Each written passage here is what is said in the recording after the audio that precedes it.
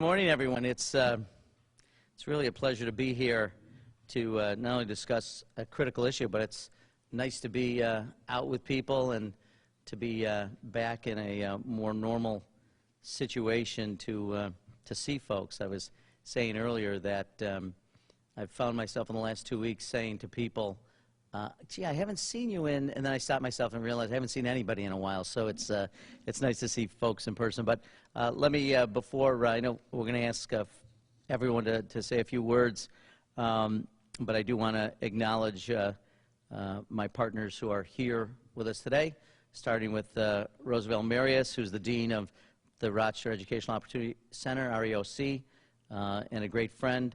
Deanna Burt Nana, Dr. Burt Nana is the president of Monroe Community College, and my friend Heidi McPherson. Heidi is the president of SUNY Brockport, which is the sponsor of REOC, in a wonderful relationship they are. I also want to thank the students behind me who are all set to graduate in the next week or so and move into the world of work. And in particular, I want to thank Precious Ross, who is a student in REOC's Licensed Practical Nurse Program, who's going to say a few words and talk a little bit about not only what we're discussing today, but her journey. So America has always prided itself on being the land of opportunity where you can pursue whatever path you choose and be anything you want to be. That's what we tell our children. You can be anything you want to be. But for too many Americans, the dream of pursuing higher education continues to remain out of reach. And this has certainly been the case with rising tuition costs. Expensive loans often stand in the way of students on the way to obtaining their degree and preventing them from reaching their full potential. And this is much different than it was when I was in school, and I was privileged to be able to get a very low-interest student loan when I was at Geneseo, and life seemed much simpler and certainly more affordable. The COVID-19 pandemic has only exacerbated the challenge facing students today. So as I sit on the House's Education and Labor Committee, we recently discussed the pandemic's effect on higher education, the institutions and the students, and the difficulties that the institutions face in addressing the deep inequality that students face, particularly among low-income families and families of color. So not only is enrollment down across the board, but the FAFSA applications, which is the student assistance, income assistance applications among low-income students dropped dramatically in 2020. So without proper access to broadband, low-income students faced heightened barriers as our colleges shifted to remote learning, hybrid learning, and set many of these students even further behind those peers. Something that we're trying to address in the infrastructure bill is further deployment of broadband for all Americans. But as it relates to access, it's so important we act now to ensure everyone has the opportunity to access a college education if they so choose. Obviously, there are multiple pathways an individual can take, but we want to make sure that college remains affordable and accessible to every American who chooses to do it, whether they're young or young at heart. And that's exactly what the College for All Act will achieve. This is landmark legislation, which I'm proud to co-sponsor, which would provide tuition-free community colleges, public trade schools like MCC and REOC here in our community. It would also provide tuition-free public four-year colleges for families earning less than $125,000 per year. So that those campuses like Brockport, like Geneseo, where I had the privilege of attending, so the entire SUNY system. Additionally, the bill would double the maximum Pell Grant award, raising it to just under $13,000, and make critical investments to uplift underfunded public institutions and reduce the inequality and the inequities which I talked about. The legislation would help level the playing field and ensure that students carry with them a lifetime of knowledge and of lessons learned, not a lifetime of debt. So the College for All Act would transform how we deliver higher education in this country, and right now as we emerge from the pandemic, it's time to make these types of bold transformations and really to take the learnings, as I say, the learnings from this public health crisis, and there are things we've learned, better to make sure that you put them into practice and work very hard to make sure that we can continue to meet the needs of our students.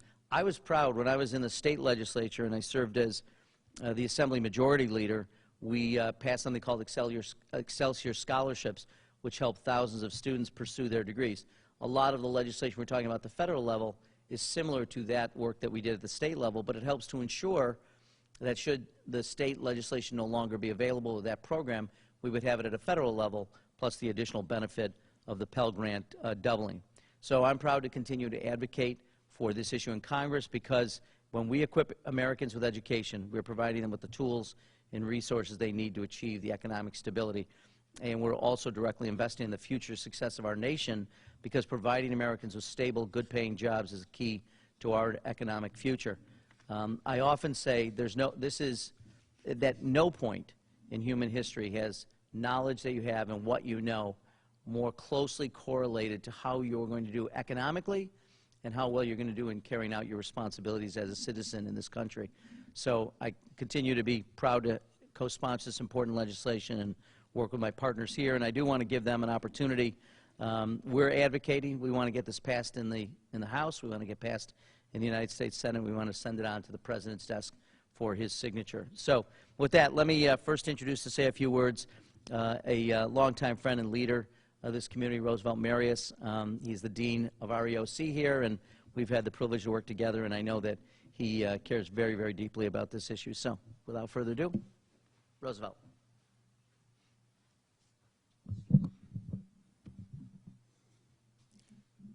Thank you, Congressman Joe Morelle. Good morning, everyone. Good morning.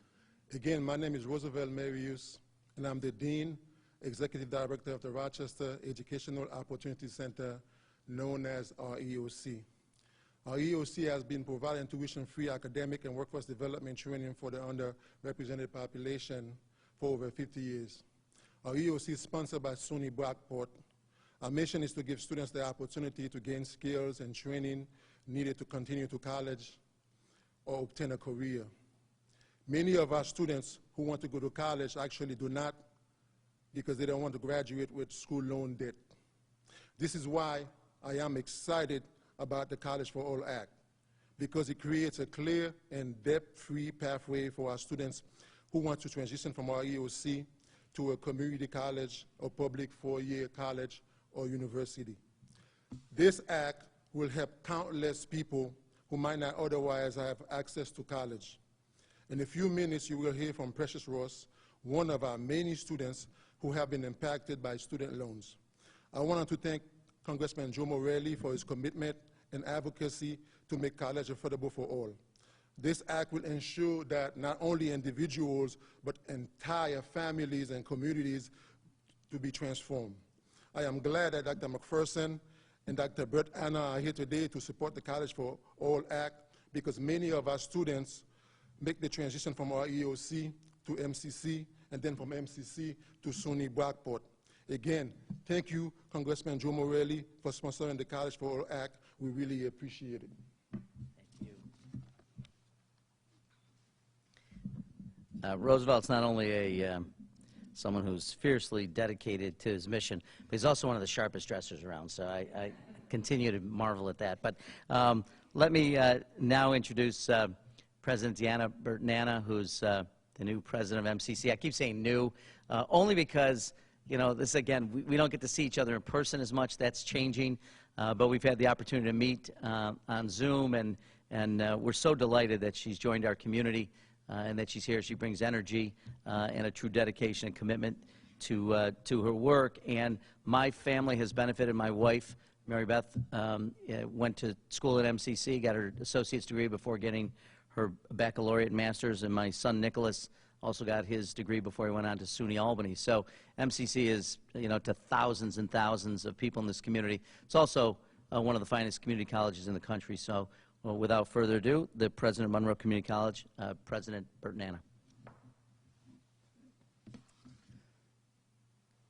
Well, thank you so much. That's a very gracious introduction there, Congressman Morelle, and I want to thank you for that.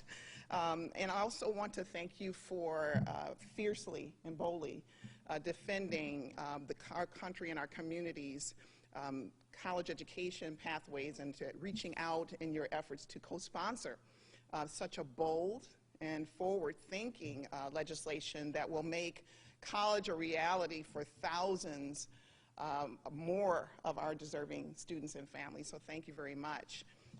The College for All Act ensures equitable access to college and career opportunities leading to family-sustaining wages.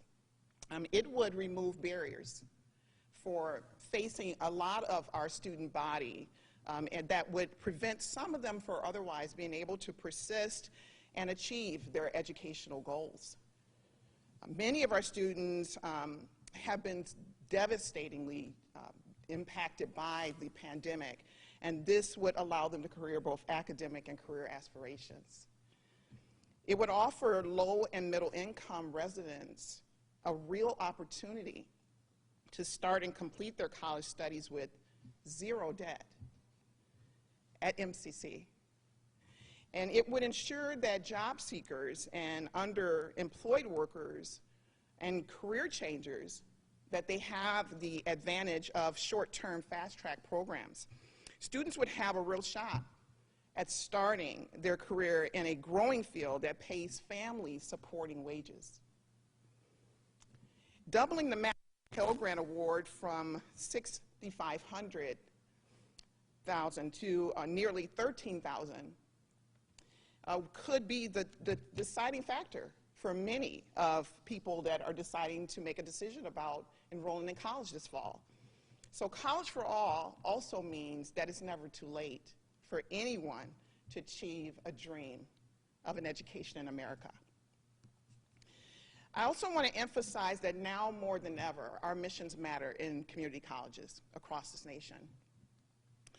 I want to underscore the importance of transforming our global economy, that it demands that every student is provided an opportunity to pursue a certificate or degree. New jobs that are triggered by Industry 4.0 and the pandemic will increasingly require more than a high school diploma. And MCC has had a 60-year track record in preparing students for career success and putting people back to work for 60 years. I also want to indicate that our MCC's ability to remain nimble and to respond to our community's evolving needs, ensuring that we can continue to deliver training and programs that align to employers and workforce demand is of utmost importance. Residents can earn a micro-credential with college credits, sometimes in as quickly as 1 month, and they can receive job placement immediately following. Residents can receive training for positions within high-demand sectors where they will be less vulnerable to future job loss. In closing, I want to really emphasize how important real economic opportunity and mobility, that they begin with equitable access for all. And we need that to be affordable and high quality for all of our residents. I also acknowledge that the College for All Act would be a significant step toward rebuilding an educated workforce and providing opportunities for all residents to get ahead.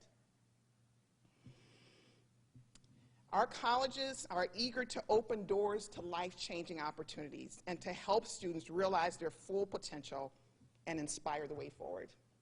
Thank you. Thank you. Thank you so much, Madam President. And let me also introduce my good friend Heidi McPherson, who is the president of SUNY Brockport.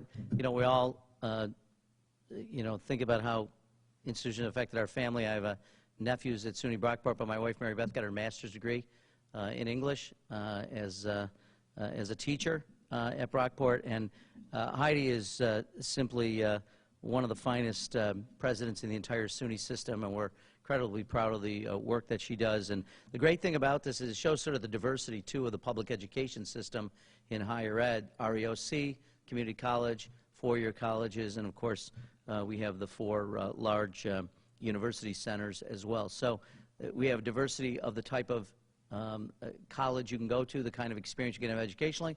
Our goal is to make sure that the population of students who attend are as diverse as the opportunities they have. So without further ado, President McPherson.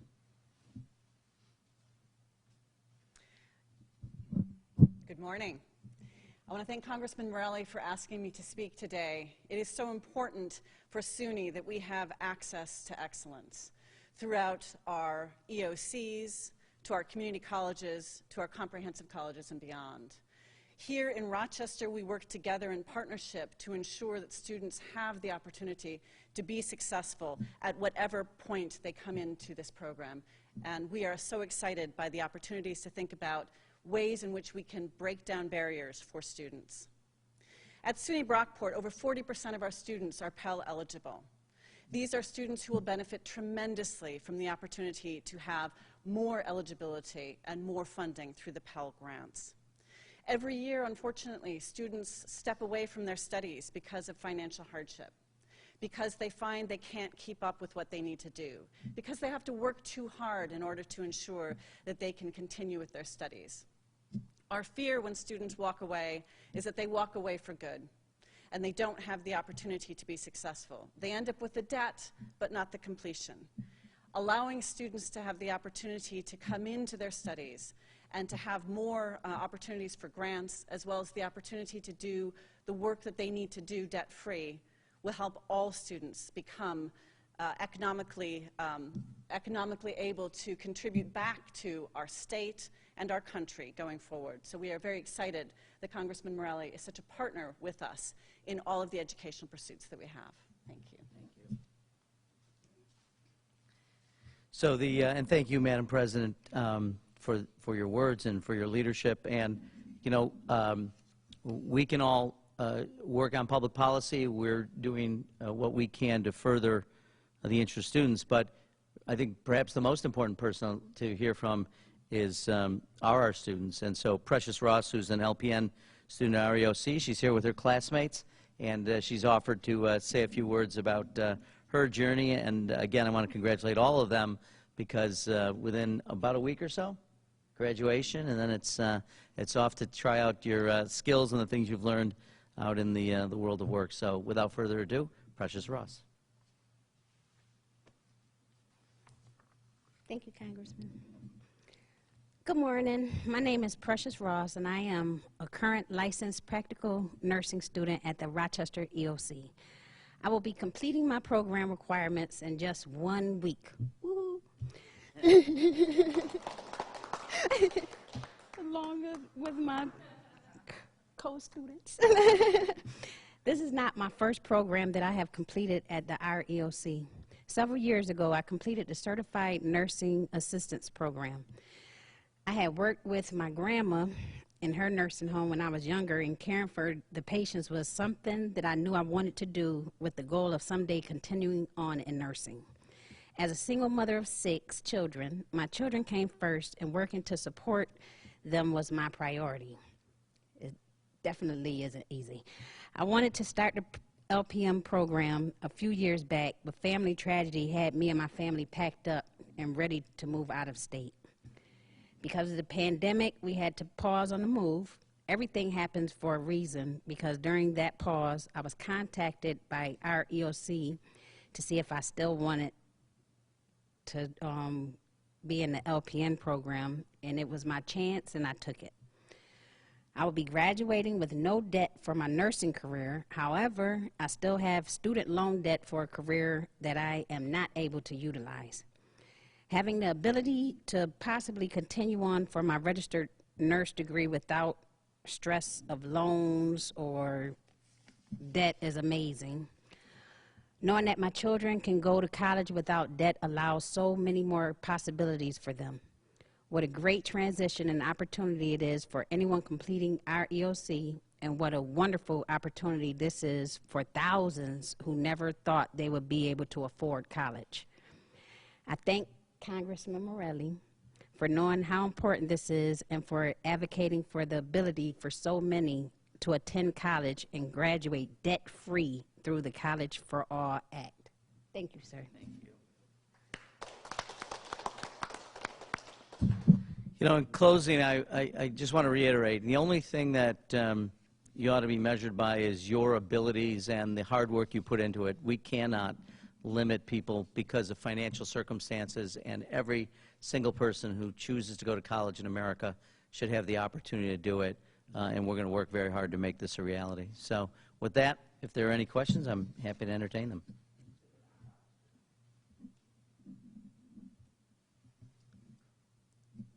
And if not, because I often answer all questions in my comments, so it's immediately clear what we're doing. But so if there's no questions, I want to thank you all for being here this morning. Oh, I'm sorry. Yes. Yeah.